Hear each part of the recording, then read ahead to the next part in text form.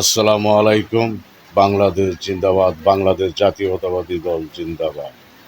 এখন যাহারা নতুন দল গঠন করেছ এনসিপি, তোমরা বলছো শামীম ওসমান ছিল নারায়ণগঞ্জের গডফাদার, আর কক্সবাজারের গডফাদার নাকি আমাদের বাংলাদেশ জাতীয়তাবাদী দলের, যিনি এখন কার্যকলাপ এই সেই বাংলাদেশ জাতীয়তাবাদী দলকে এগিয়ে নিয়ে যাচ্ছে সালাউদ্দিন আহমেদ।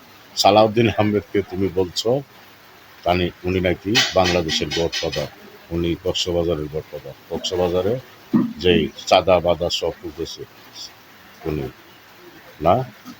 আর তোমরা বলে বেড়াও যে জিয়াউর রহমানকেও অনেক কিছু বলো, তারেক রহমানের উপর অনেক কিছু দোষ চাপিয়ে দিচ্ছ। লন্ডনে চাঁদা তুলে পল্টনে টাকা যায় লন্ডনে, এসব বলে বেড়াচ্ছ, অনেক কিছু বলে বেড়াচ্ছ বাজানরা। এখনো সময় আছে, ভালো হয়ে যাও।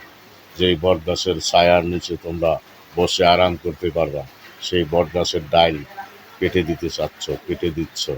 তোমরা কোথায় গিয়ে ছায়া নিবা?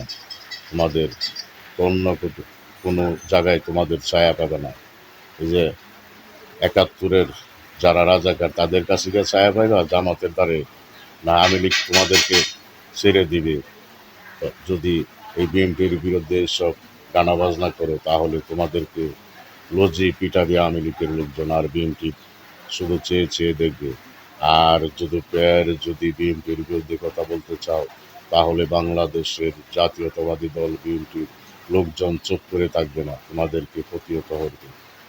আওয়ামী লীগও মারবে, বিএনপিও মারবে। এখনো সময় আছে, ভালো হয়ে যাও, বাঁচা দল।